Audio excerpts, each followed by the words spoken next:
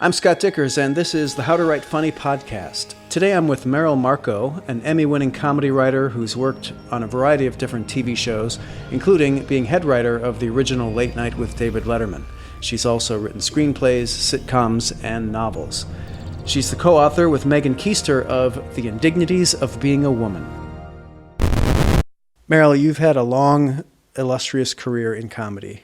Marginally illustrious, depending on what moment you're talking about. Okay, but a lot of people may not know your name or know who you are. So Do you? I do. Oh, good. Yeah, no, I've known about you for a long time. But I'm curious to know what your first comedy job was. I was down here in 1977 and teaching at USC. I was teaching studio art. Here in L.A. Right, in L.A. And while I was here, it dawned on me, USC has this fantastic film department. It had big people attached to it. And I was in the art department. I had gone to UC Berkeley, which was a very fun place to be, but didn't have anything like a film department or even really a journalism department when I was there. So I was in an art department, and I never really, somehow, it didn't occur to me that I could go into anything more creative than art. That seemed to be pretty much the jumping point for the most creative thing you could do. So, and weirdly, I didn't look to go into English or anything. I didn't take a single writing class. Anyway, when I was at USC teaching art, I started auditing classes. I audited basic filmmaking, and I audited like 3 or 4 classes. A basic production, a basic script writing class, which didn't really give me any big points with the art department, they just hired me to teach there, and I was off in the film department all the time in my free time.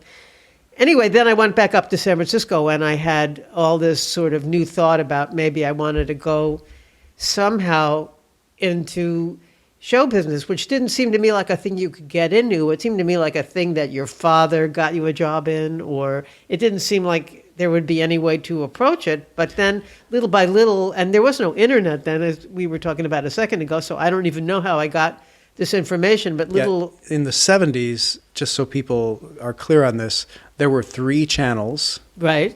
Then, and PBS, and maybe a local channel. And it did seem like there was an ivory tower where people made that stuff, and everybody else had no way in.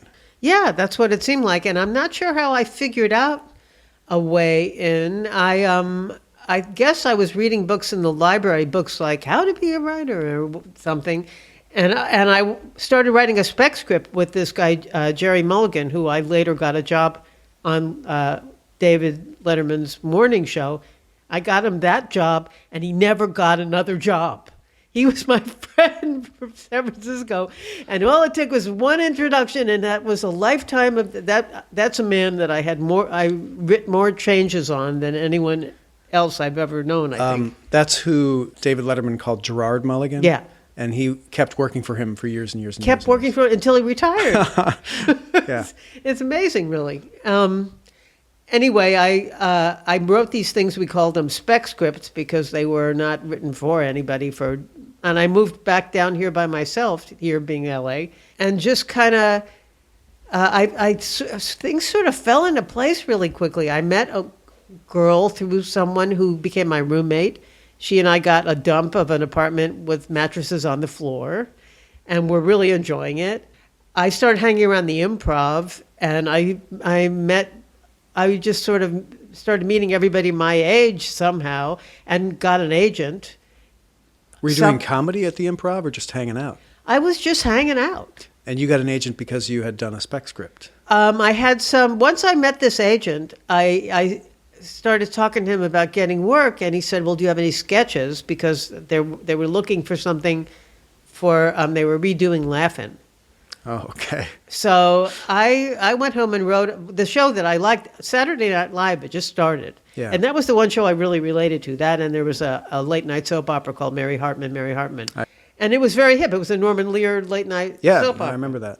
Those 2 shows were what gave me the idea that I wanted to write comedy, because they both really made me laugh in a smart way. So Saturday Night Live was a whole new ball of wax. I mean, it's hard to imagine now. How many years are they into it now? Like 40? Well, we're talking about the late 70s, so they're like 40 years. 50 years. Anyway, it's hard to imagine how great that show was for somebody like me relative to what else was on TV, because TV was super hacky. And old. Well, it was all connected still to vaudeville. Right. A lot of variety shows and that sort of stuff. That's what those variety shows were. When you look back and you analyze them, all those old comics like Henny Youngman and stuff were really basically vaudevillian acts. Right. So they'd have a music act and then a comedian or whatever. And these sketches that were kind of, who's there? Oh, it's Miss McGillicuddy. Why Miss McGillicuddy? You know, it was just this kind of insane, stereotypical characters and weird punchlines. Or Bob Hope. Right. It's just super hokey. Super hokey. And then Saturday Night Live suddenly was doing these really perfect parody commercials and weird characters. And it was suddenly a show that had some contemporary references. So anyway, here I was in LA and I started writing sketches for Saturday Night Live in my head. And I got myself a job. This agent got me a job on this new Laugh-In, which is a show I had never watched when it was on in its first pass because I never found it funny. I watched it. I think I was too young to understand that it wasn't that funny. Well, plenty of people found it funny. I've never been a good gauge. It's just very lowbrow. It's, It's very kind of, it's just a sense of humor. I mean, over time, I'm guessing the same is true of you, but I'm a tremendous comedy snob. I have real specific rules for what I think is funny and what I think isn't funny. And the stuff I don't think is funny, I really don't think it's funny. I don't find it funny at all. But, I mean, Laugh-In was really just like editing and music, and it wasn't really there wasn't a lot of clever writing going on there. Well, they thought it was clever. Anyway, I got this job on the new Laugh-In and was expected to write jokes like that, and I really didn't understand even how you wrote a joke at that point. I got this job, and I couldn't believe I got a job. I'd been living here for about a month. First, I got a job, I guess I should say, doing research for somebody who had worked on Mary Hartman, one of the creators of it. So I got reinforced really quickly. I thought I'd be here for a minute or two playing out a fantasy. It would go badly for me, and then I'd move back up to San Francisco and have asthma again. But no, I got work right away, and I blew my own mind. Great. Pretty much. So then I got this job on Laugh-In, and I just was writing letters to people back home in San Francisco, calling it performance art, because I couldn't believe that somebody had hired me for money. And then the next thing I was in the Writers Guild, and the new Laugh-In was really, really terrible. I mean, it's all kinds of really specifically terrible. You want to hear how terrible? Sure, but first, you were lying to your friends? You didn't tell them you were working on Laugh-In? I did tell them I was working on Laugh-In, but for me, a joke was that I was calling it performance art because I couldn't believe I'd gotten a job on a television show. Yeah, and did the new Laugh-In ever air? Yeah, they aired maybe, I think they did 6 of them, and they aired maybe 2 of them, maybe 3 of them. Okay. Yeah, so what kind of stuff did they do? I remember the original Laugh-In. I remember Artie Johnson and Goldie Hawn and Lily Tomlin. Like There's always a bright spot. In the big chair. Those were good bits. Yeah. Where she played the little girl and yeah. She was the bright spot of Laugh-In, and then the rest of it was kind of bad political hack jokes. And in my version of it, the bright spot was Robin Williams' first job. Oh, was he a performer or writer on the show? He was a performer. Okay. Doing early version Robin Williams. They just would let him just do anything, and then they cut it up into tiny pieces because it was all an edited show. Right. But I remember they actually picked me up for an extended run as a writer, and I couldn't believe it because there was nothing on that show that, first of all, no writers got anything into the show. We were all deluding ourselves. It was all first-time writers, and we were all, this is going to be the hippest show. You cannot believe how great this stuff is we're writing. And then a script came down. We were in an office across the street from the production. And we weren't allowed on the set. We have no idea what's actually taking place in the show. We were just writing jokes on pieces of paper, and they'd come back with a number on them. So, like, you turn in something, and it'd come back Xeroxed and say number 4,620 or number 5,810. And you don't want to hear any more about the new Laugh-In. Anyway, it was they were looking for really lame jokes, and I hadn't really no idea how to write a joke at that point. I knew how to joke around, but I didn't really know how you wrote a joke. So that's sort of where I figured out how you wrote it. write a joke. So was some head writer or some producer like going through all those and picking, okay, we're going to do these on the show, or just not even using them? They weren't using anything. The night that the first script came out, there was a ton of phone calls amongst this group of, I think there were maybe 12 or 15 first-time writers going, did you see the script? Did you see it? Oh, my God. Did you get anything in it? No, I didn't get anything. The head So writer. nobody got anything in it. No. It was all just What a old strange Levin system. jokes. Wow. Okay. And then later, they when they picked me up for an extended run, they picked 3 writers up to write more, and then they fired the first batch at some, whatever the option period was. And I remember thinking, well, what am I supposed to do? I didn't get anything in the script. I don't really know how you write this show. And then the head writer sat us down and pretty much explained to us how you wrote a laugh-in sketch. And it was that it had to be evergreen, first of all, so you couldn't do anything topical because they didn't want to make the mistake they'd made on the first one, which is you couldn't rerun them. Right. So they wanted you to keep it topical, but that you could rerun it in perpetuity. So in other words, a topic like corruption or environmental disaster or, just something that is a generic problem. Right. The relations between the sexes. Exactly. And I remember this woman that I was writing with for a while. She and I figured out, all right, here's the way you write a laughing sketch. You make a setting, like, for instance, they're playing pool. And then you close in on the pool cue. The pool cue pulls back, and when it hits the ball explodes. Then the next one, the pool cue pulls back, and it's about to hit the ball, and water falls down on everyone. When you say the next one, you mean like later in the show there's a bit, and it's like a runner or whatever. That's what they do. They run runners. Right. Then the next one, the pool cue pulls back, and a pie hits someone. It would just be this inane, insane stuff, which we started writing because we knew that's what they wanted, and it was basically writing parody of laughing. Wow. That was a really weird job, but it lucrative. It sounds for weird. me. I mean, I had just spent a year without a job, and I couldn't. I got in the Writers Guild. I couldn't believe that they were paying me to do this.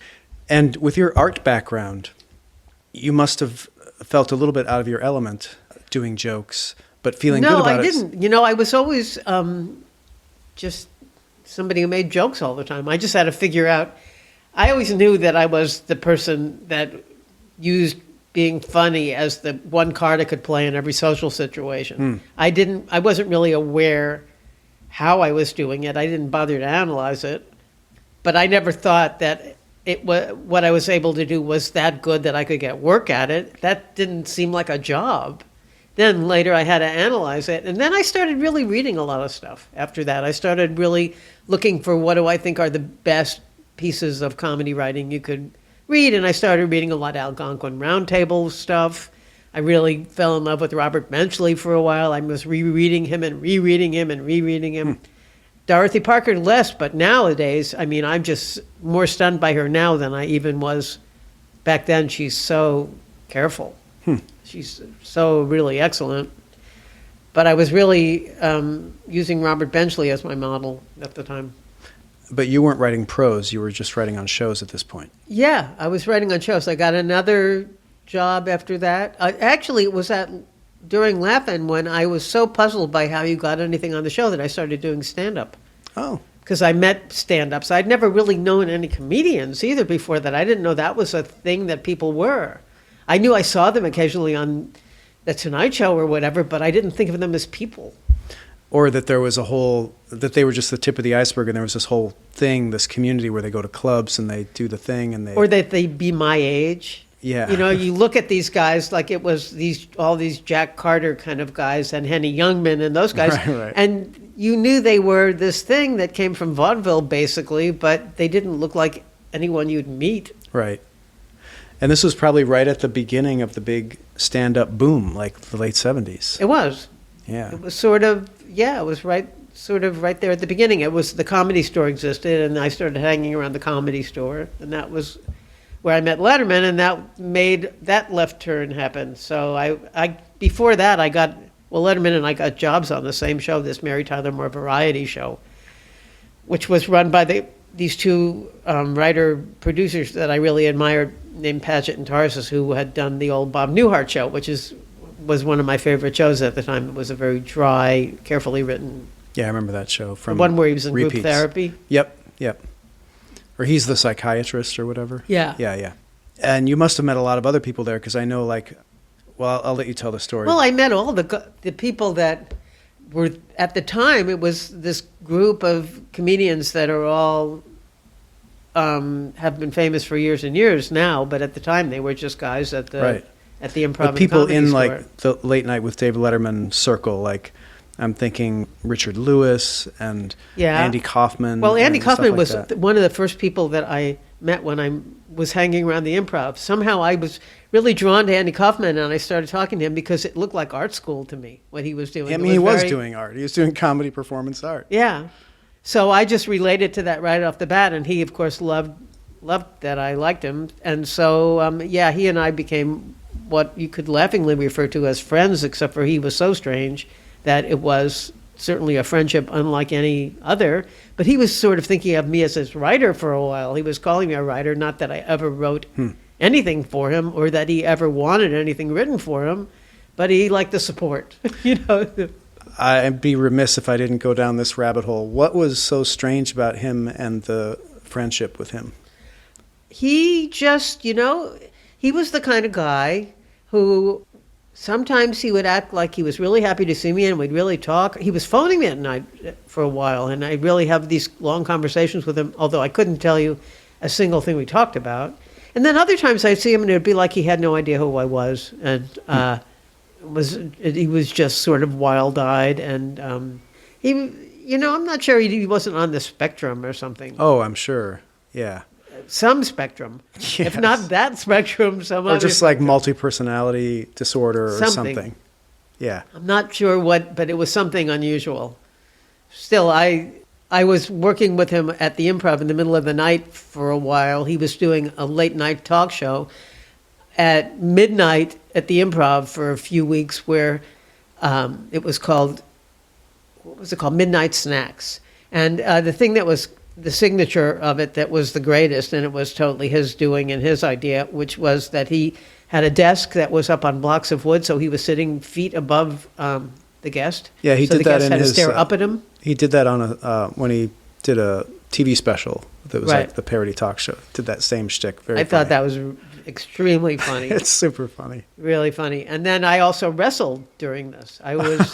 one of his first wrestling partners. He had me wrestle...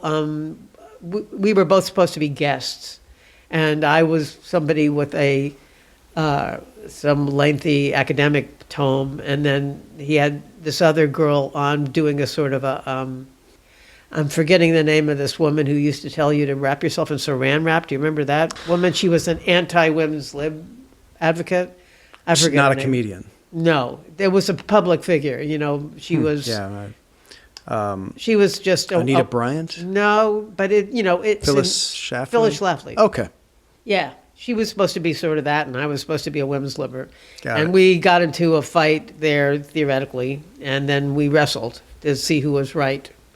So there I was on stage. Sometimes that comes to me in the middle of the night, and I think, am I making that up, or did that actually happen? So you didn't wrestle Andy, you wrestled Phyllis. I wrestled, the woman playing Phyllis. Oh, she was playing Phyllis, right. Wasn't the real Phyllis. Not the real, no, like the real Phyllis was going to... Yeah, no, I realized, wait a minute, no, this is a comedy club, so she wouldn't be there. So tell me what happened after So you Andy, and David... and then I met a bunch of other people, and that there, and then I actually... the Comedy Store, I started hanging around there. That's where I was going on Monday nights at the open mic night and stuff. That's where so tell me about Letterman. that. Were you writing material, or were you going up there winging it? What were you doing? Whenever I do stand-up, I am seriously written. I am not the Written person and who knows how memorized. to... Written and memorized. Yeah. Okay. I sit and write jokes and jokes and jokes and jokes, pages and pages, and then I cross them out, and then I rewrite them, and they either work or they don't. I live or die by whether they're any good as a piece of writing. And, I so admire those other people who I have friends, many, many friends who do stand-up, and some of them write on stage while they're so comfortable on stage. They use it as a place to write. I could never do that. for me, I have to, I come up with, sometimes with a bullet point list, Yeah. but Yeah, it's an amazing thing to see. I know comedians like that too, who have material, but they'll get up and they'll just like toss the script and they'll just wing it for the whole set and Yeah, I don't know how kill. It's amazing. yeah, it's its own, It's a different talent or a different skill, you know. same skill, different wiring or something. Yeah. I don't Because know. they're doing basically what I do when I sit by myself, Yeah. but I'd never have the courage to Just do it doing in it front live. of people. It was a different kind of parental abuse, is my guess. Good possibility. Right. I had the kind that said, "Don't that you're imperfect," and they had the kind that got too much praise or something. I don't know what. Yeah, so let's go back there. We'll pick you up at your career when you're working at the Mary Tyler Moore show or the variety show. Right. But before that, like, why did you get into art and why were you a funny person? Well, weirdly, I was this year. I'm working on a graphic novel, and I was going through all my old childhood diaries, looking for. You have those. Wow. Yeah, I have everything from fourth grade on. That's fantastic. It is. It's very crazy. And I recorded everything like some kind of an OCD kid. Uh-huh. Every assignment. Everything's logged. Yeah. Like why I thought anybody would want to know that stuff about what we ate for dinner. And Right. Well, look at you now. You know it and you need it. well, it's interesting, but I was looking for the point at which I turned funny because I was very, very just sincere and actually talking kind of like my mother and, as you do when you're pre-cognitive. Right. And then there came a point by about fifth grade where I was in love with somebody, like I always was at every point in these diaries, always in love with somebody who never knew, in many cases that I'd never met. I didn't need to meet anyone to be in love with them. Were they like kids at your school or Yeah. was it people on TV? Okay. Oh, well, people on TV too, Okay. sure, certainly the people on TV. All right. Very, very deep love with those guys, but just as deep for the kids at the school who I never met. Got it. Just across the board, not meeting them was pretty much the requirement for love. Got it.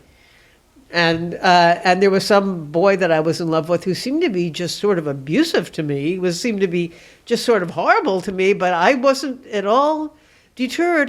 My love was not muted at all, and I wrote him. This was my big come on. Is I wrote a note on his bicycle and left it for him, and the note said, "Roses are red, violets are blue. I killed my dog because he looked like you."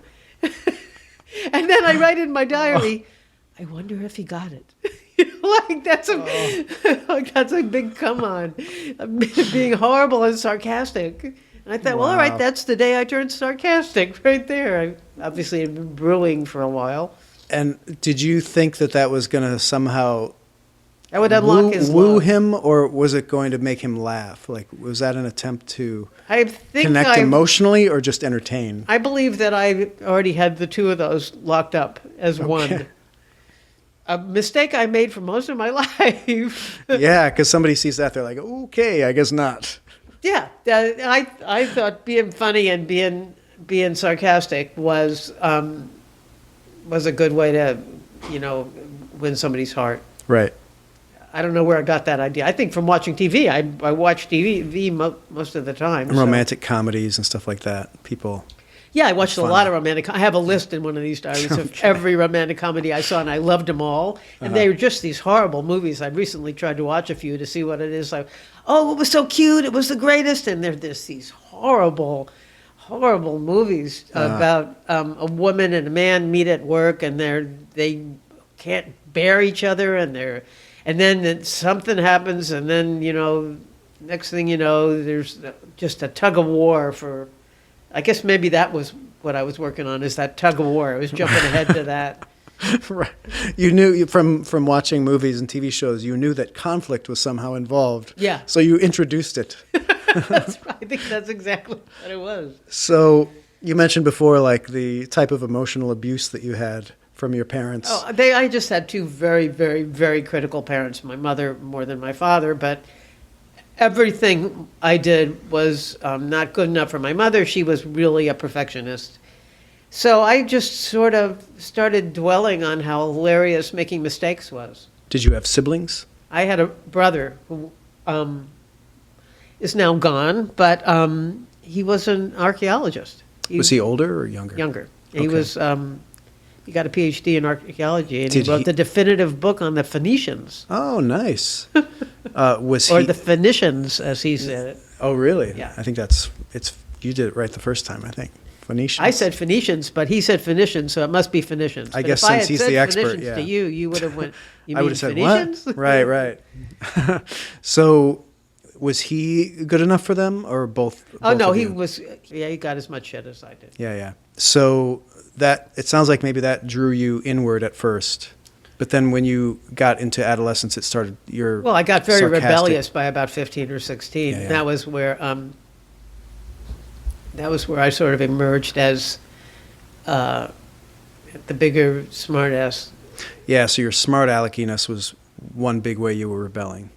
Yeah, my mother was always saying, "Is everything a joke with you?" And then I would think back on that every now and again and think, yeah, actually it pretty much is. Right. Few exceptions, not too many. Right. And then later, did they, either of your parents, witness you become a professional comedy writer? Yeah, Where'd they they make did. it My at? mother was weirdly, I think that they liked it, but they were the kind of people who didn't show approval at anything. So she, I think, was kind of competitive with me. I think my mother meant to be a writer and didn't, for some emotional reason, ever push forward with it. During World War II, she was working at Time magazine, and she was very proud of that detail. And she sort of fancied herself like a foreign correspondent or something, but she never was one. Ha. So she sort of had these fantasies, and when I started getting work as a writer, she was very, very critical of that stuff. In fact, I guess you don't know the story. I used to do this in my act when I was doing stand-up all the time. My mother, the night before I moved down to L.A. by myself with my spec material, my mother insisted on reading my spec script, which I'd worked on. And I didn't really want to show it to her, but then I didn't really know how to say no to her, so I let her read it. And I paced around watching her read it, and she was not moving a facial muscle and staring and so forth. And finally, she closed it and put it down on her lap and was just staring in front of her. So I went up and I went, "So, what do you think?" And she said, "Well, I don't happen to care for it, but I pray I'm wrong." Oof. And so then I went, "Oh, okay." And then I went and took a shower, is what I remember. So I was moving down to L.A. with this apparent piece of crap. So you had those kinds of parents. Jay Leno was one of those comedians that I think you met and took to Letterman with you, right? In that clump? It was really Letterman who knew Leno more than okay. I did. I met Letterman at the Comedy Store, and he was a graduating senior where I was an incoming freshman. Yeah, so Leno has this great joke about how his parents were very similar. And so when he got The Tonight Show, he called his mom and said, "Mom, I'm on the cover of Time magazine. I got The Tonight Show." And his mom literally says, "Time magazine? I don't think we get that here." I've actually saved those stories. I remember one of my favorites was David Byrne said that when he was on the cover of Time, I think it was David Byrne. Well, anyway, somebody like David Byrne, his mother said, "Isn't that the kiss of death?" That's great. Parents. So, yeah, they set us up in so many unexpected ways. Yeah. So you get a job on this Mary Tyler Moore variety show. Yeah, I got the job on the show, and I was dating Letterman at this point. I had met him at the Comedy Store. And is and he I told strange him- also? Sorry to interrupt. Is he strange also like Andy Kaufman, or is he more of a normal person? He was certainly a person that I never would have associated with hadn't I met him with the Comedy Store as a mutual ground, because I went to UC Berkeley and I was an art student, and I was always really kind of non-conventional and bohemian and artistic and stuff, and he was a frat boy. Okay. He was really a frat boy. So I wouldn't have talked to him at all if I'd met him at Berkeley, but with the comedy as a mutual language, it was a separate kind of a chemistry. Yeah, and he didn't have a job at that point. You had a professional comedy writing job. He was just doing stand-up, right? He had a job on a television show that went on once a week called The Liars Club. And he was he was a celebrity panelist on it. Another one was Betty White. Her husband hosted it. Her husband, Alan Ludden, was his name. Huh. And it was the Liars Club. They would have an object. They like say this, and then which is a little envelope I'm holding here, and they'd pass it around. They'd each make up a lie about what it was supposed to be, and then a guest had to figure out who was telling the truth. Yeah, that's like that game show, and I can't remember the name of it, where it's a mystery person, and the three celebrity guests have to figure out who it is or whatever. Right. This was an object version of that. Yeah. That was What's My Line? What's My Line? Okay, Right. yeah. This was the Liars Club. And I remember saying to him, I said, what do you do for a living? Can you earn? Because they didn't get paid at the Comedy Store then. Right. They barely get paid anything now. Right, they get like $5 or Yeah. whatever. They got zero then. And I remember saying to him, what do you do for a living? How do you live? And he said, I'm a celebrity on a game show. And I went, don't you have to be a famous person to be a celebrity? Can you just be? It was the first time I'd ever heard that you could just be a celebrity, an assigned celebrity.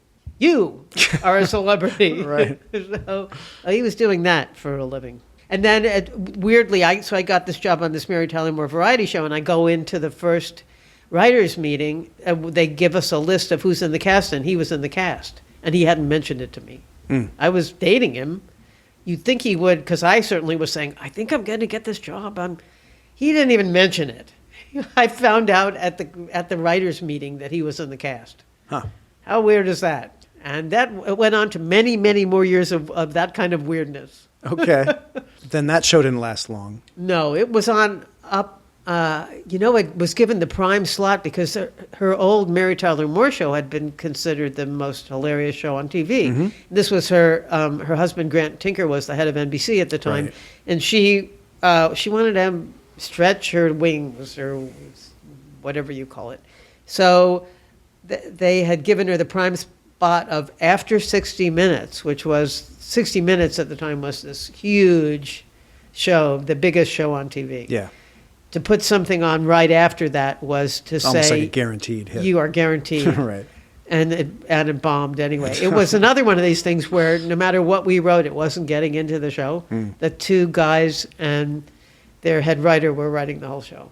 And I actually got into trouble with one of the guys. I liked these guys a lot, and I really admired them. I didn't understand the way TV staff worked at a place like this. They had us go to a run-through, and we watched the run-through, and then we had a writers' meeting, and one of them said, so does anyone have any suggestions? Anyone have any thoughts about the run-through? And no one said anything, and then I finally said, well, I have an idea for how I had a suggestion. And the guy didn't talk to me for a couple of weeks after that because you weren't supposed to make any suggestions. I didn't understand that at the time, that I had insulted him within an inch of his life by having a suggestion. I thought that is why I'd been hired. Yeah, and it seems like you got a lot of these early opportunities by being an affable person who was funny in person. And it seemed kind of easy for you to get all this stuff. So that must have been weird to have like interpersonal friction.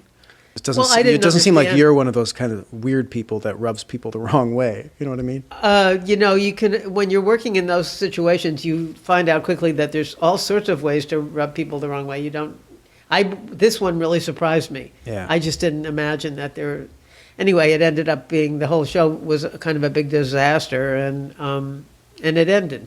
It closed down. And then Letterman's career started happening, and I was around, so I was already writing jokes for him for The Tonight Show, and so I started... Because he was guesting a lot. He was doing a lot of that. And that seemed to be a big thing for him. He was very, very connected to doing stand-up and all, so I started head writing many shows for him before he ever hit TV. I mean, he had something called the NBC O&Os, Owned and Operated, and that was a syndicate. Okay. Syndicated show meant it was on in all kinds of markets, not necessarily on the network. Yeah.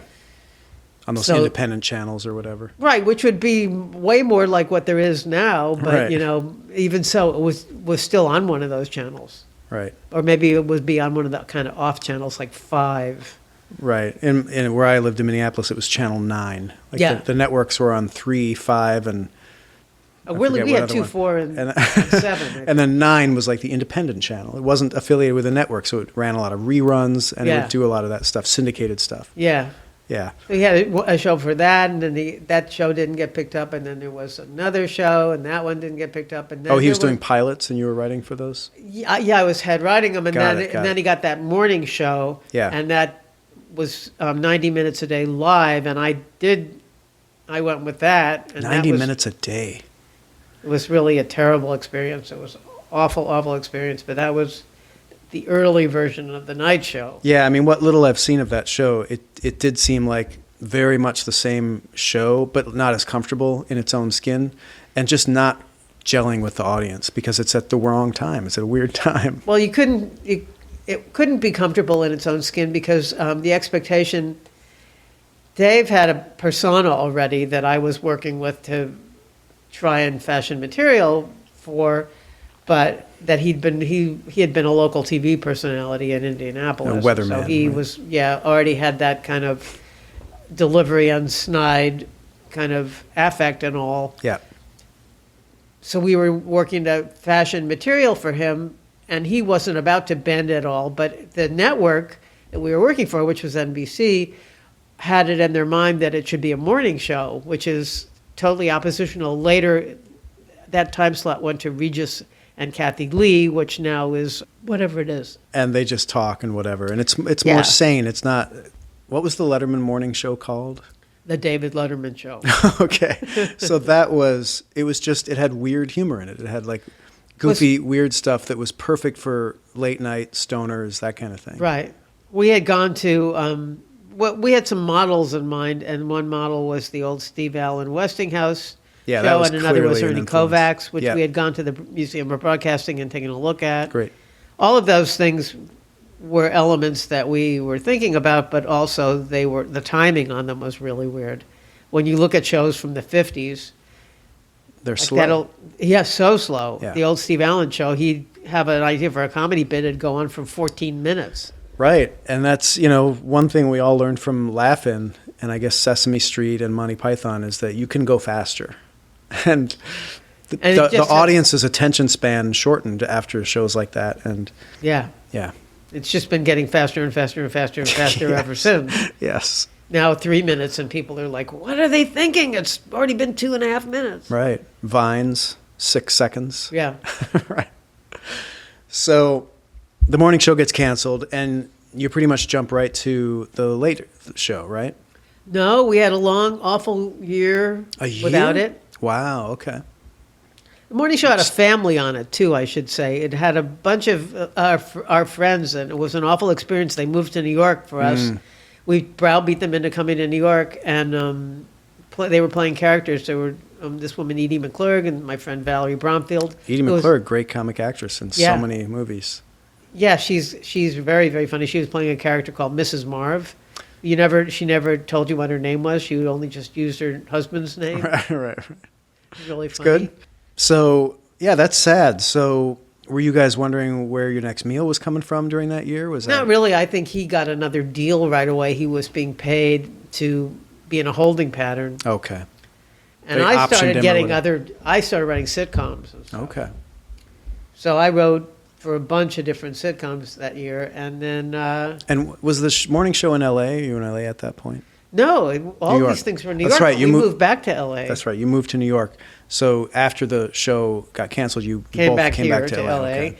And it was about a year, and then he got this night show, and the morning show had been such a difficult working situation that I didn't even want to go back to the night show, but then I got talked into it because I was sort of the keeper of the keys. I knew where the pieces were and where the bodies were buried, and I knew how to write him. We had hired really the wrong people on the morning show as terms of writers. We couldn't use any of them except Gerard, who continued on. Yep. My friend. I figured I had to hire people that could write what I now knew to be the sort of thing that worked for him, and I'm unfortunately or fortunately responsible for bringing the world of Harvard into television. I found a whole lot of them. I was looking for a particular, really specific, silly, cerebral voice, and I found a lot of them had worked on the Harvard Lampoon. So many of them still my friends to this very day. I got some really great people, and we were able to kick that into gear. Yeah, so I don't know if any of those writers became sort of celebrities on the show, like Chris Elliott or Gerard Mulligan, who would be on camera. But do we know some of their names? Did they go off and do other shows after his show? Well, Tom Gamble and Max Pross are still writing on The Simpsons. Right. A lot of them went on to writing for The Simpsons. My friend George Meyer was really seminal in The Simpsons for a while. So there was Army Man in between there. Yeah, Did you work on that him. as well? Well, I wrote a piece for it or something. Okay. I mean, it was really George Meyer's fever dream. Right, he was right, up right. in Colorado somewhere by himself, Right. desktop publishing. Yeah, mimeographing this thing or whatever. I'm very enchanted by Army Man. I think it's so funny and so good. Well, he's such a great writer. Yes. I think he's writing a novel now, and it'll be the greatest. He just did a play, I know. Yeah, but it didn't. I don't think it's been put up. Okay. Anyway. Yeah, Well, I don't see how anybody could resist anything George Meyer wrote. Right, He's yeah. the greatest writer. He's so good. He really, really makes me laugh. And so did they all. And then Andy Breckman went on to create Monk, and now has a new show on Netflix called The Good Cop, I believe it's called. Sounds familiar. Anyway, those guys are the Yeah, ones. yeah. Steve O'Donnell, Okay, who went yeah. on to take the head writer position from Right. me because I was becoming a quaking mess of nervous problems. Yeah, tell me what happened with that. Well, Was just that I the had a stress personal of the relationship with Letterman, and I Right. couldn't deal. With And he's your his- boss, and that's He was weird. my boss, and he was really honest with me in a terrible way for creativity. So I thought, well, if I step out of the catbird seat, perhaps things will go more smoothly if I put someone else in the seat where the gun is aimed. So I did. I went through the unfortunate systematic idea of backing down from something I co-created and backing down from a position of power to less and less power in the name of greater tranquility. Yeah. Even though it turned out it was not really any kind of solution. I had eventually a bad falling out, and then I was gone. Yeah, so thinking back on that, and like now in light of the whole Me Too movement, we see something like that, and it's like you were, if not the only woman, one of the only women on the show, working on many shows, and then you're involved with the boss, who's That a was man, kind of really and a it's just stupid like idea, but it really didn't bad occur- and not something that anyone would recommend today. But Right. then it was more like you fall into it and you're just going with it, and nobody really questions it. But look at how there's so much of that in the world. It didn't. Of course. I mean, people meet people on jobs. Yep. I'm aware of folks on The Onion who were in love and working together side by side. They were working together side by side. There was never a boss-employee Right. relationship, at least not one that lasted very long. And then in this case, the boss was somebody with great insecurity about his position, who was always sure we were getting canceled every minute, and was really basically exactly like my mother. Always telling me how bad everything was going, and how. So when I weirdly, for the years that we were this smashing hit, for which I am sometimes given partial credit, I didn't know we were a hit. I thought we were sort of hanging on by our teeth because the person I was closest to kept telling me how horrible things were going. Well, I was in high school watching it in the middle of nowhere in Wisconsin, and it was like a window to a better world for me. It was such a great show that just opened up the whole idea of certain types of comedy that you didn't really see.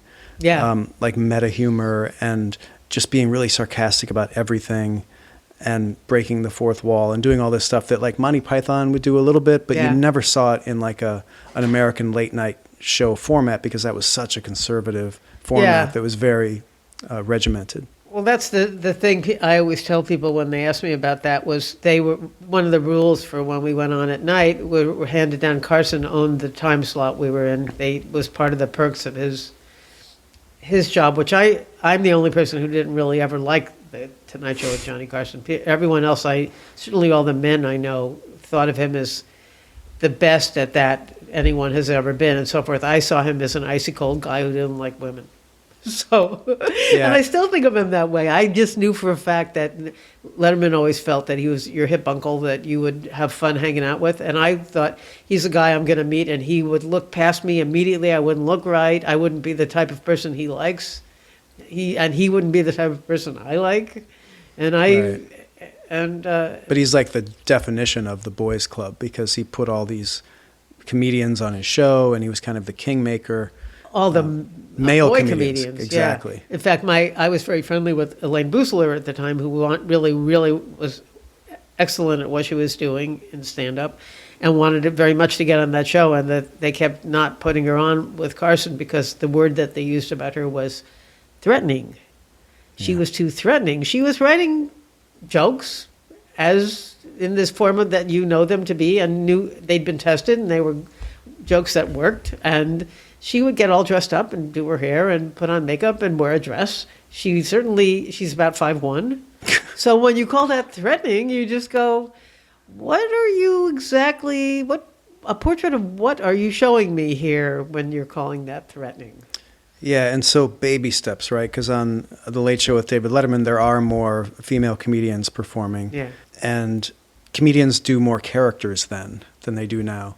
So some of the people are more in your face, like Sam Kinison is yelling at you, and stuff like that. And it was a great time for comedy redefining itself. Yeah, it was like this new stand-up was such a new medium where people could really explore different ways of being or whatever. And it's the same was true for the late night talk show format. We had a gift there that nobody gets now because.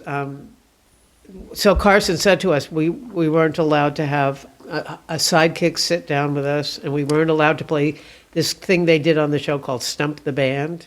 Okay. And then we weren't allowed to do an opening monologue. Those were what he saw as his signature 3 things. So we were asked to not do those, to which I just remember laughing and thinking, well, that leaves every single thing in the world.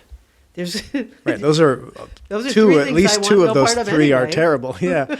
So, but he had that much control over the show that he could say you can't do these things. Yeah, he didn't want us to duplicate him, right. And we really didn't. But there was always a monologue, so how did they? Those were called, when I was there, opening remarks. Okay, yeah, because he would do like 3 or 4 jokes. It wasn't like a 5 or 10 minute thing like Carson would do. He would come out and do a joke or 2, and then he'd go sit down at the desk. Yeah. The show always opened with a written comedy piece, and then at the top of the second hour there'd be another one, and then little things in the middle depending on what we came up with. Yeah, those were the real treats for me, like the Chris Elliott stuff. And whenever Steve Martin would come on as a guest, he would prepare some bit, where you'd go off into some other area or whatever, and those were always just so fun. Yeah. So, and then you, always hear that you're credited with inventing stupid pet tricks. Yeah, I invented a lot of format kind of stuff. I'm guessing you did. Yeah. I was really good at coming up with ideas. That's what art school taught me. Yeah. So I liked ideas for their own sake. So you would create the templates, and then the writers would write jokes. Well, I was a those writer. Things. And I was just the head writer. Okay. I was writing pieces, and then I was helping shape pieces by other people or showing them what needed to be done. Because of the frustrating experience I'd had on my previous TV jobs, I was really devoted to letting writers go through the whole thing on their own. So that's where I changed things for the better for myself, is I wanted a chance to go A to Z with my own piece, like they weren't letting me do on the new Laugh-In and whatever. Right. And I was letting the writer. That's why I wanted to make sure I had writers I thought were really good, as I didn't want to have to not use their work. Right, and just write everything yourself and make them feel worthless because nothing they're writing is getting on. I was really, really aware of how worthless you feel when you work on a show and nobody's using your work. Yes.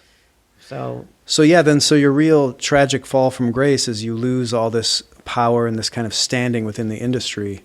Yeah. By stepping back, and then Dave gets all the credit for the show. And he deserves certainly as much credit as, it was his show. No, of course, he deserves a lot of credit, but I'm saying he gets all of it. And clearly you deserve a good portion of it. What do you do with your career then after the falling out with Letterman? Weirdly, another thing I was doing among the many things I was doing, in addition to coming up with ideas and writing things and whatever, as I was also doing all the remotes, which were the pieces that went out on the street. Yeah. We Which did were those really good. once a week. I used to read the phone book because we had phone books back then and we didn't have the internet.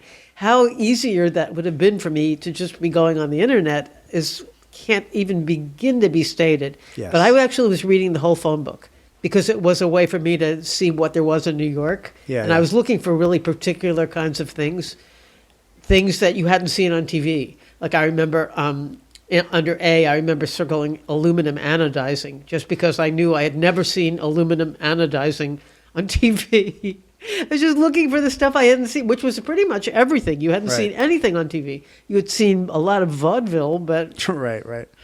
And every time I saw any kind of a claim they were making, I liked that a lot. Like if they'd say, no project too big or too small. And then I'd write that down and think, okay, we'll go there and we'll ask, all right, is this too small? Well, what about this? Is this too big?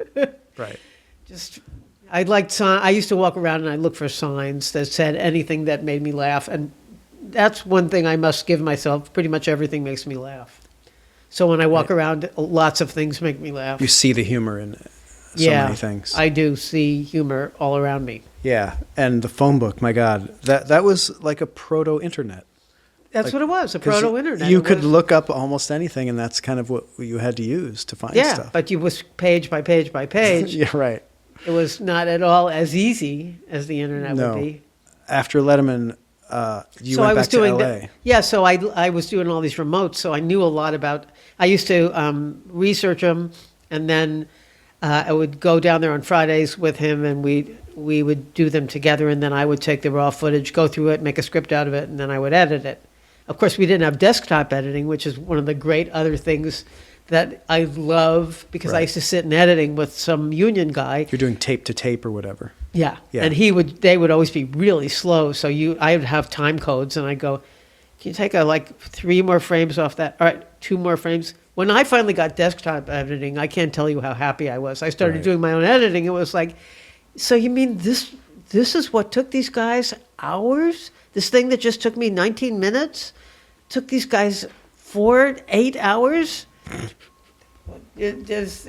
Anyway, yeah, so I knew how to do all that. So I got this job in local news. And you saw me at. I saw you. What I wanted to do is I knew I wanted some way back into performing, and it was the way that Dave made it look, because Dave was very critical of everything, was that the easy part was all the research and the editing and all this, and the hard part was standing there on camera doing the, hi, we're here in front of the library and then I found out that was the fun part. So I was really excited about my job. I worked at News 13 here in Los Angeles for a year and a half.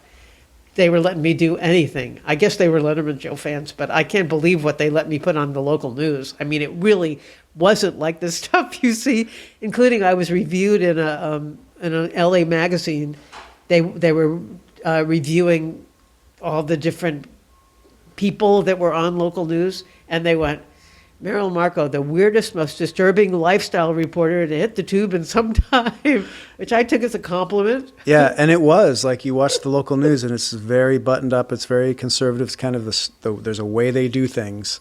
And then they were like, okay, and now something crazy. And then you would come on and you would do some just random piece about something that you were thinking about or something going on in the world. I was reading the phone book. You were doing the phone book again. But I saw got to stand there and go, we're here at the cafeteria. Right. You know. And I saw that and was like, oh my God, this is like a female David Letterman. And then I looked into you and realized the whole history and that you had been involved with the Letterman Show and with Letterman. Did you live here in LA? I went to school here for that's about right. You a year were at USC. at USC, yeah. So that was just lucky that I got to see that once in a while. That was a really fun job. And after that, I got a bunch of writer-performer jobs that were, for a while, that carried me for a while. I did a bunch of pilots for HBO, and I was on not necessarily the news as a writer-performer for a season. I don't remember you as a performer on the show. Were you a frequent performer? They let me do anything I wanted. Maybe I just never knew that was you. Well, it was a season where they did it live. It was the last season that the show existed. I don't know that I've seen any from that season. I've got them up on. I have a YouTube page. Oh, okay. I recently check 'em out. digitized everything I had because I had this giant pile of 3/4-inch tapes. Sure, yeah. And I figured out how to digitize stuff. HBO lets you do that. You can just put it up. There's a lot that nobody's checking. Yeah, on there's the too much internet. stuff for anybody to check at all. I make all these things. I make a lot of videos that are full of stuff that you could never put on TV because you'd have to get clearances. Right, And so right. far, not one person has come to me and went, "Hey, wait a minute.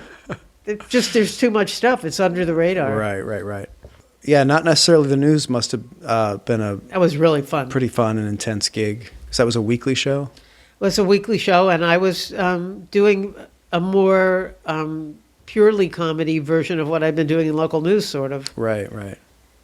And then did you do more TV writing after that? When did you start getting into writing books? Well, let's see. So that's by not necessarily the news. I was, that was I think like 90, and then I did a bunch of pilots. I did a pilot for a news show, a funny news show with my friend Richard Rosen, the man who put the word psychobabble into language. That didn't get picked up, much to my sadness. I did one with Harry Shearer. That didn't get picked up either. But they both came out really good. We always got good reviews for them, and then they just kind of, in fact, the one I did with Harry Shearer, the president of NBC said, "So what you have here, it's basically Saturday Night Live for Mensa." Oof. So that didn't get picked Not up. high praise. What was that show called? That was called This Week Indoors. Oh, okay. I don't know that I've heard of that. I doubt that you have, but yeah. Wasn't Harry Shearer doing Le Show at that point? He has been doing the show endlessly. He does Yeah, that for because pretty I remember much no listening money. to that out here, like when I was here in '86 or He's whatever. still doing it. I know. He's amazing. He does that He's a for no workhorse. money. He just Right. He just loves doing it. He loves doing it. Yeah. He does it at his house. He has a big studio. Mm-hmm. And so this brings us to someplace in the 90s. And then I had a talk radio show for a year with a partner on KABC. I was fielding calls and having to generate topics, and that was unnerving but interesting. What was sort of the theme of the show, or was it a comedy show? It was like my partner was a right-wing guy, and I was me, and we I were see. battling over things, I see. So it but was what I like- remember, it was me also just being as weird and abstract as I generally am. I mean, I also was on some other TV shows. I did a lot of TV at that point. I had a weekly job on a show called, God, I'm not thinking of the name right now, but it was, I'll think of it in a minute. It was hosted by a journalist, and it had Van Gordon Sauter, former head of CBS News, and Richard Schickel, Time Magazine film critic, and me. And then they would let me say who I was every week, and I was just making stuff up. I remember saying I was a gemologist and an international beauty was one of my credits one time. They were just letting me be off the wall, and then we would discuss pop cultural stuff. That's right wonderful. before. These jobs were just so great. Oh, for them now, they were really fun. So you're just having fun bouncing around these various jobs. I kept getting them, and so as long as Right. they weren't that lucrative, but they were always enough. And Yeah. I was very frustrating to agents because I could have gotten jobs on sitcoms, but instead I liked this other stuff so much. I was having such a better time because they didn't really pay anything, and Right. and the agents were really infuriated with me that I was like that. So sitcoms are like Then I did Michael Moore had a show that was a part TV of it. Nation. They're doing that again. Yeah. Yeah. That was a great show. I didn't know you worked on that. Yeah, I was an on-camera person. You've done things where I didn't realize it was you. I think you have one of these faces that's like you look different when you're doing different things. Well, they put a lot of makeup on me. So Is that what happens? Well, yeah, so I look more glamorous. So when you're doing the local news, you're not looking as glamorous. You're just sort of like a reporter on the street. Well, the local news was a big deal to me because that's how I learned to put on makeup. Huh. I wasn't wearing any makeup because I was just this person who didn't, and then I realized that I was the only person who wasn't wearing makeup, and so I had someone give me a makeup lesson, and it was the beginning of the end. Now I'm wearing makeup all the time. I wake up in the middle of the night and fix my makeup, Oh, that's funny. So, well, this is just so awesome to discover all these things that you did that I have seen. I didn't know it was you. I did all these specials and stuff. It was a lot of fun. It was a fun portion of and then And then the TV writing stuff wasn't really happening. So or you know what else it was, is I was very frustrated because of my background. I was frustrated not getting things in scripts. When you write for sitcoms, sometimes, unless you're in a really good writer's room, it's really possible to write a draft of something and have the whole thing rewritten, and it remains with your name on it. It says by Scott Dickers, but it doesn't have one word by you in it. Right. Which became sort of mind-boggling to me. At this point, I had been too franchised with my own voice. I didn't want to contribute nothing and have my name on it. That seemed embarrassing. Yeah. So I would sometimes I wrote an episode of Sex and the City that was heavily rewritten. I wrote an episode of Moonlighting that was heavily rewritten. And I actually took my name off the Moonlighting episode because it was so rewritten. And I thought, well, I didn't write it. Why is my name on it? Right. So I put a pseudonym on it. So I was kind of getting ornery. And then it occurred to me, but at that point I also had columns in magazines. Now that I'm forgetting all this, the genesis of it is people started offering me columns, and then that's where I was using all that Robert Benchley kind of style. Yeah, yeah. Let me ask you this. There was a series of top 10 list books. You know, I was never anything to do with the top 10 list. No. So they had... That was Steve O'Donnell or Randy Cohen. Okay. So people you hired. Because I remember some of the introductions of those books was some of the funniest prose writing that I had seen. Probably Steve O'Donnell is a really funny writer. He's a great... So was Randy Cohen. They're two of them. I forgot about mentioning Randy when I was talking about the people I hired. They were all really brilliant. Yeah.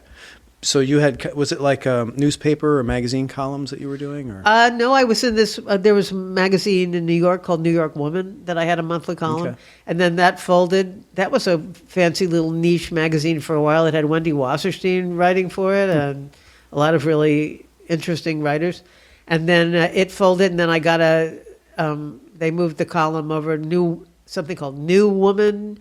And then I wrote for that for like a year and a half or 2 years. And that folded, and then I was writing a column for something called Buzz, and that folded, and then, Did you work for Spy? I never really wrote for Spy, no. Okay. That was kind of simultaneous with the Letterman show, more or less. That's right, yeah. That was competed with that historically in that time period. Those two things would have been I was always a big fan. Mutually exclusive. Yeah, good work. Yeah, that was a great little deal. So you must have started having some novels and some book ideas cooking up during this time. No, it did. You know, the book thing just sort of fell on me. I was writing all these columns, and then I got a phone call one day from, I think I was writing for Los Angeles magazine at this point, this column. They would always let me write anything I wanted. So I had a wide variety of topics, and I got a call from Viking Book Company, Viking publisher, Press, yeah. Wanted to know if I would collect them into a book. So I would get paid for them a second time. I'd already been paid for them once, and and I really didn't have to do any work. It hadn't occurred to me to do a book. So I did that. I had a 2-book deal with them. I did 2 books. 2 books that were collections of columns.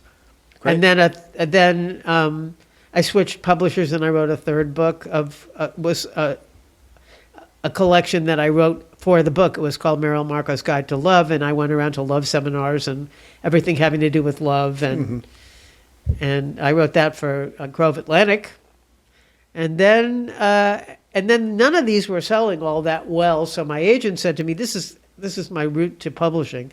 My agent said to me, "Well, you know what? They put you in the computer and they say how many books you sold by what kind of book it was. So you better change categories if you want to do another book. You can't do another just collection. They don't sell all that well." So I had to write a novel.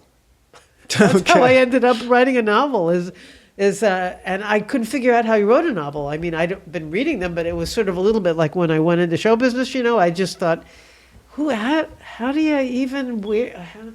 It seemed too sophisticated and too amazing to just write. And I never took English writing classes in college. I didn't know. And then I was doing stand-up at the time quite a bit in this alternative scene in L.A. And one night I was on with Moon Zappa. Moon Unit. Yeah. Well, she just calls herself Just Moon. Doesn't go by Moon Unit. Yeah. Okay. That's what I remember it being.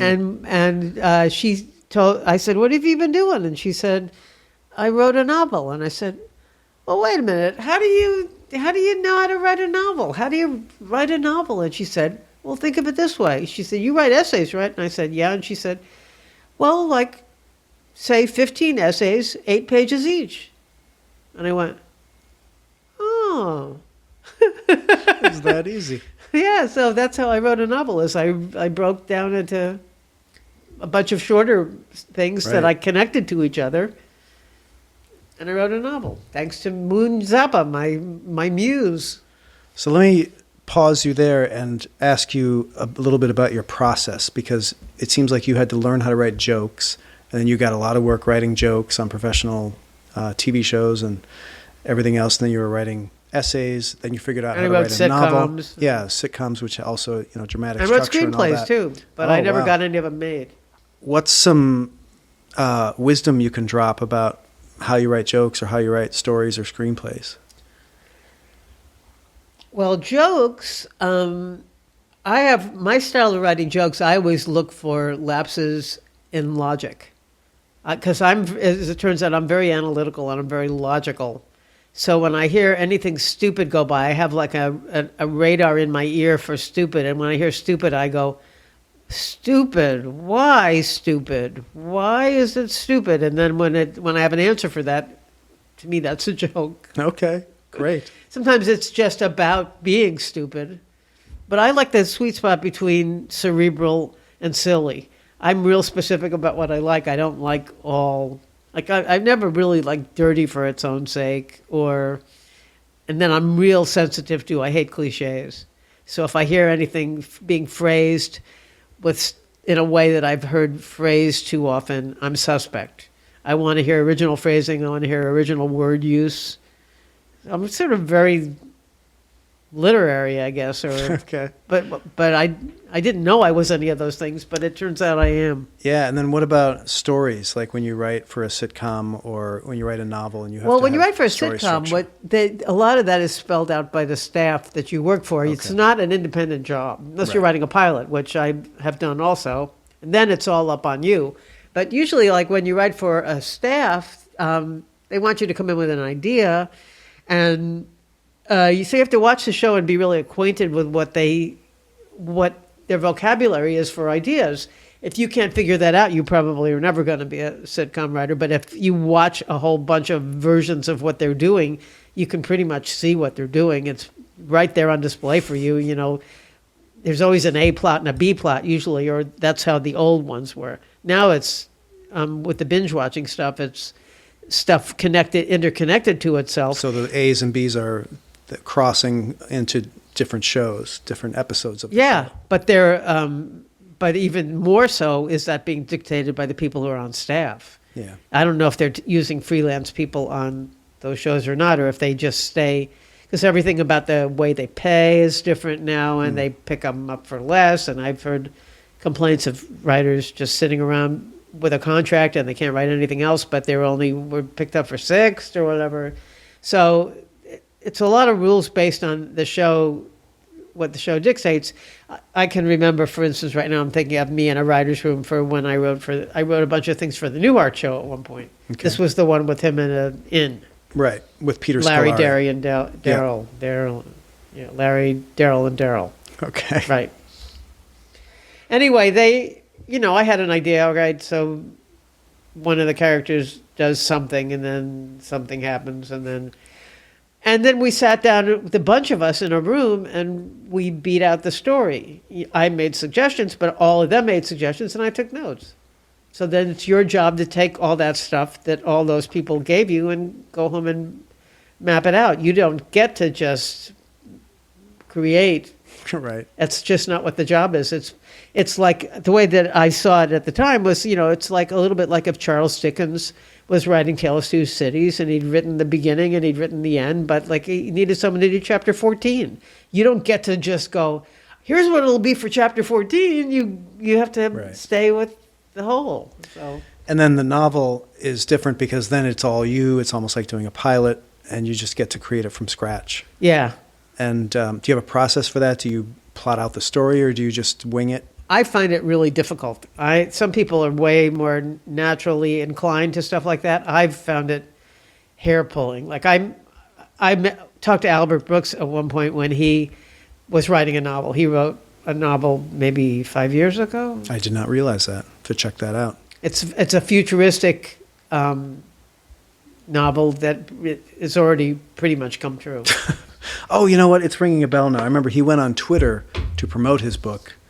Yeah. Like that was the only reason he went on Twitter. I remember this now. Right. Yeah. Yeah, and he loved it. He really loved writing that novel. I kept saying, isn't it driving you crazy? And what was so freeing for him is when he would do his films, it gets down to so much stuff having to do with what you can or can't get produced. We can't do a night shoot. We can't afford it. Right. We're not going to be able to make a futuristic set that Right. will be 60 years into the future, or we can, but you couldn't just, when you're writing a novel, anything you think you want to say, you can say. On the other hand, when you're writing a screenplay and you want to take people to a bus depot, all you have to say is, fade in, bus depot.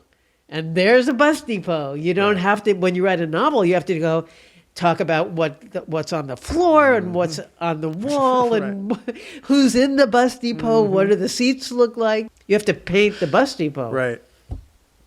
So that's really way more difficult. As far as crafting the story, do you have a process for that? I did it the way I used to write screenplays. I would do it with cards, but I would allow myself to change it if I wanted to change it, because in the execution of it, it's possible that you just have ended up not with what you thought you were going to do. But the way they teach you to write a screenplay, you get little 3x5 cards. Right. And Put a scenes. scene on each card. Yeah. Yeah, and I kind of did the same thing. I just kind of scene. And you had audited classes at USC, so you kind of had that skill. Or you Yeah, and learned I'd it. also written a lot of scripts at that point. Yeah. I wrote for I guess maybe 7 or 8 or 10 sitcoms. Right. And then I'd written a bunch of pilots, and I'd written a bunch of screenplays. I wrote some that didn't sell, and I wrote some for money. So maybe I'd written 10 or 15 screenplays. So I mean, it was a thing I knew how to do. I want to ask you a question about your new project, this audiobook that you did, and I also want to ask you about the Me Too movement. You were such a pioneer in comedy, being a woman in the writer's room. I mean, there were a few before you, but nothing like it is now. Well, the distinction they give me is I apparently was the only woman who was working in a late night talk show. Okay. But in my mind, and this is the way we ran it, in my mind, there were women on Saturday Night Live. I was looking to them as models, and that seemed like late night to me. I really didn't have any interest in talk shows, except that I was working with Dave, and I had interest in him. Yeah. So, but I always thought of it as just a wide open comedy vehicle. So it didn't occur to me that I was the one and only woman on a talk show, because I knew of the women on Saturday Night Live, and I thought we had the same job, sort of. I see. Yeah. Which the world didn't see it that way quite. Right. And later I found out, watching, because somebody was wanting to talk to me about this, and I went on YouTube and I was watching early Oprahs, where they had a bunch of the original women writers and Jane Curtin and some of the other cast members, and they were talking about the unbelievable sexism that was going on in Saturday Night Live then, which would have utterly discouraged me had I known about it. Yeah. I didn't know about it. The women were really having trouble getting stuff on that show in those days. It was a far different game than it's been since Tina and Amy. Yeah, I think up until them, it was always, the reputation was that women had a really hard time getting sketches on. And apparently different people like John Belushi were actively campaigning to keep them from getting sketches on. Jane Curtin talks about reading through something that some of the women had written, and John Belushi just sort of sitting there going, ha, ha. Yeah. Nothing more encouraging than that, really, when you're... Awful. Tell me about your audiobook that you did, and it's dovetailing with the Me Too movement beautifully.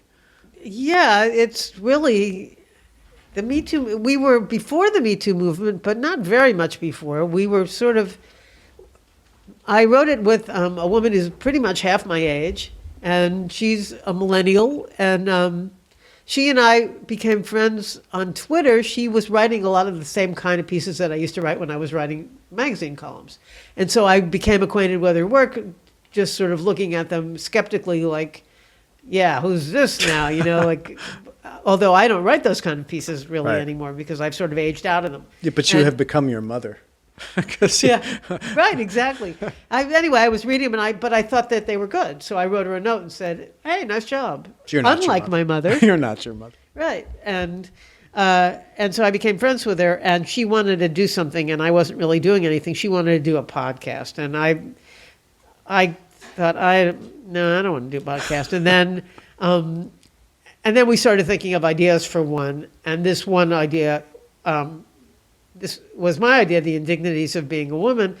My original idea was just to do interviews and different kinds of pieces about how difficult I've always found being a woman, not to make this an issue about the variety of genders that people are now. Just I've always found everything about being a woman to be this of course does come from my mother, but to be a thing that I just always been struggling with. Like I can't get the hair right, and I can't get the shoes right, and Makeup I can't get has been a big struggle for you, as I all of understand that stuff. It was a thing that I just stopped participating in because I just would always feel I was failing really badly at it, and then I started writing comedy about it because when I fail, I almost always find that funny.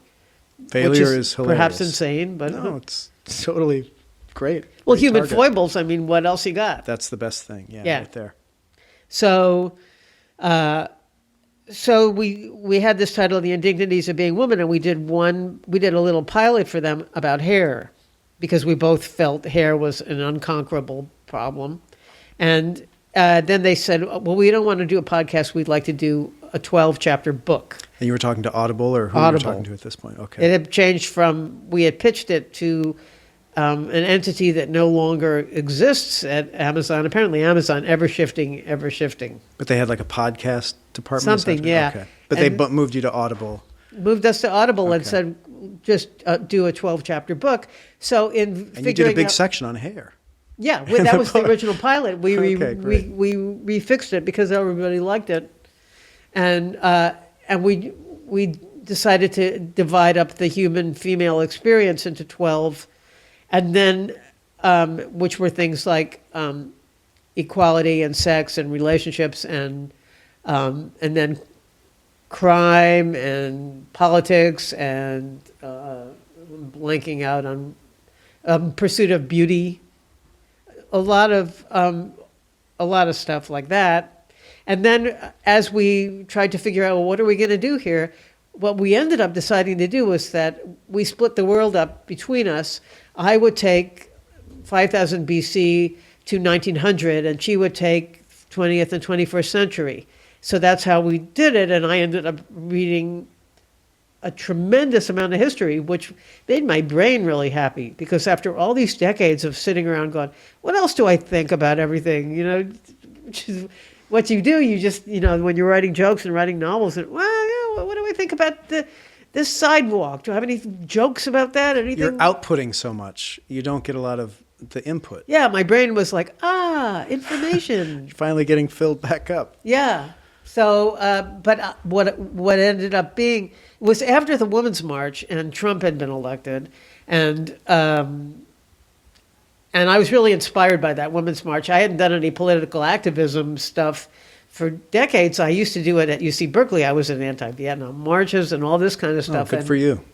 Yeah, it was a natural thing to do then. But then in the ensuing time when I was doing all this other comedy stuff, I just really had sort of tuned out any real active politics. And then Trump came in, and it just lit all the fires, all the burners that I have. And that Women's March was really exciting. And so I started doing research to answer the question, where did all this crap start exactly? All right, so there's all these problems with women, but why? Why do 51% of the population have fewer rights? Whose idea was that? And the answers were way more disturbing and shocking than I knew they were going to be. I knew there'd be kind of dark drudgery. I sort of expected a lot of like housewifey complaining. I didn't really, and when I was expect all the torture and death and yeah, poisoning and everything else that happened. And slavery and ancient Rome, where they locked them in the house. I mean, not all of them. There were women. By them, I mean women. Women were not allowed to be citizens, right? And they were stuck into very specific classes. So you had your slaves, who were, of course, off the market altogether in terms of any rights. Right. And then you had something called heterae, which were courtesans, and they were their own class unto themselves. Also, no rights, no citizenship, but kind of freed from some of the other, because they were there to be kind of sexual companions. And then the women who fit the category of wife, and of course this was a really a very male-prone society with a lot of young boy worship and so forth, were locked in the house with the slaves, the wives, not allowed out. I mean, when I was coming upon this information, it's like, wait a minute, what?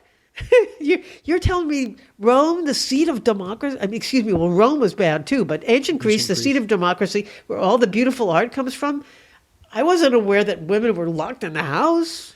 Yeah, it really is eye-opening. It's very disturbing. But also you make it really funny. I mean, because obviously disturbing, dark things make for great humor. Well, it's hard not to make those jokes when you're actually coming upon them. But on the other hand, it isn't funny. It's really, really not funny.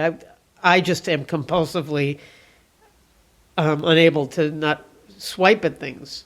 But yeah, I mean, it would be harder to get through a tome like The History of Women if there weren't jokes in it. It would be for me harder to get through. For me too. It would be like a Jared Diamond book, but you did a comedy version of that where you did your research, and it's just as eye-opening and just as interesting, and it really puts things in perspective. Well, thank you. I really appreciate you saying that. That's certainly what we were trying to do. We were really overachieving. Megan and I had that in common. We both were incredible overachievers. For any one chapter that we wrote, I often had like 110 pages of research that I knew were only going to have to be 6,000 or 7,000 words, but I couldn't stop writing down interesting things. So I have hundreds of pages because the stuff was so interesting. I thought, well, I'm going to have to put this in, and I was writing it and writing it. Well, anyway, you edited well because it's very sharp, and it doesn't seem like there's any wasted space, but it's very rich. Well, thank you. I appreciate you saying that. That makes me really happy, because that's what we were trying to do. And then in between, the way the rest of it is, we discussed the chapters amongst ourselves, which was fun for me because she was fun to play with. She's very witty, and she's a stand-up comedian, and you guys have good chemistry together on the because you chat in between like chapters and stuff like that. Yeah, that was really the most fun part, because the writing was really hectic, and well, you know what, you're a writer, you know what writing is. It's hard work. It's a slog. It's a slog. It is. Although this stuff, because it was based on research, was less of a slog than writing a novel, which you have to make up all of. You at least have some source material. This was like writing, like getting a class, taking a class, sort of, or teaching a class or something. Right. So what's next for you? Well, I'm going to do a graphic novel. I've sold it. I spent a year before I did the Audible thing. I didn't know what I was going to do in between the thing I was doing right before that, whatever that was, and and Audible. I thought, well, I have all these art skills, and I was reading a lot of graphic novels.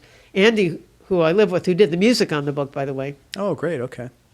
And that, by the way, how fun is that to have a book where you can put music on it? Audiobooks are great. But that's, you don't get to have a theme for a regular book unless it's an audiobook. And they let me have original music on it. That was really fun.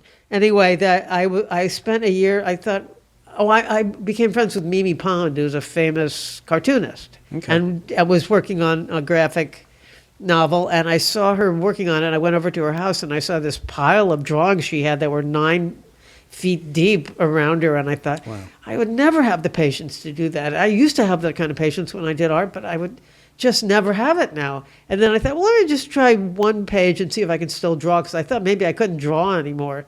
And then I did one page and another page and another page and another page, and I did hundreds of pages. Wow, I kept going because I was having a very good time. And are you pantsing that, or did you plot out a plot for that? It's going to undergo some changes now. I had enough time in between because of the Audible book that people who I sold it to, called Algonquin Books, had some ideas of how I should change it, and I was happy for their input. So I'm going to change it. But yeah, I had plotted it out kind of. It's based on a bunch of stuff. It's got some memoir aspects, etc. But it's hundreds of drawings, and I did them, and now I look back at it and think, wow, how did I do that? So you're pretty far into this project.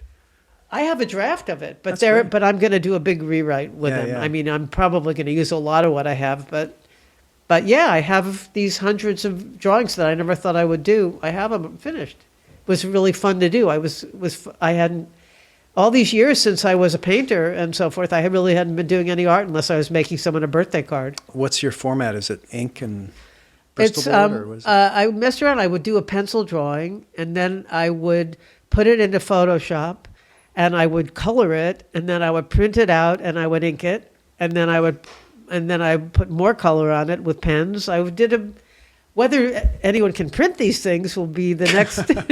We'll see. But I liked how they came out. They were, I was very happy with all the fun I was having. So That's awesome. I can't wait to see it. I think they came out better than I thought they were going to come out. I haven't looked at them now in 6 or 8 months, so I'm going to go back and start that again now.